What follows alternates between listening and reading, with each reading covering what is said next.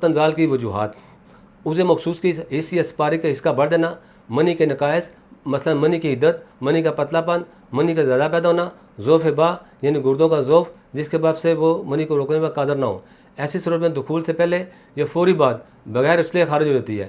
مباشرت کے غیر فطری طریقہ اختیار کرنا مثلا دستی، جھلک، مش زنی، اغلام بازی، کثرت جمع، بے وقت کا جمع، شوق مباشرت، اگر جمع کا عادی عرصہ دراز تک جمع نہ کرے اور اس کو شوق مباشرت بے چین کی ہو تو اس کو جمع کرنے کا موقع ملے تو شوق اور بے چینی میں اس کی منی فوراً خارج ہو جاتی ہے۔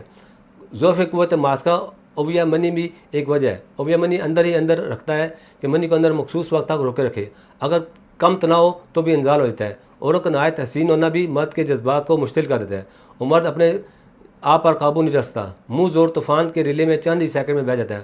عورت کا کریہ صورت بھی ہونا اس بات کا سبب ہے، ڈر اور خوف بھی اس بات کا سبب ہے، ڈر اور خوف کسی بھی قسم کو نخریلی عورت بھی ہو اس بات کا سبب ہے، خواہ کوئی بھی ہو، اس مرض کے نتائج نہایت ہی خوفناک نکلتے ہیں۔ اس کے بعد میں ناظرین کو بتاتا چلتا ہوں اس کے نتائج کا انسان کی زندگی پر کیا اثر پڑتا ہے۔ اگر عورت کی شہوت مرد سے کم ہوتی ہے، مرد یہ افضل و اعلیٰ ہے، جب اعلیٰ میں خرابی ہو جائے تو ناقص العقل عورت گھر اجاڑ بیٹھتی ہے۔ یاد رہے یہ مرد موروثی نہیں ہوتا بلکہ خود پیدا کردہ ہوتا ہے۔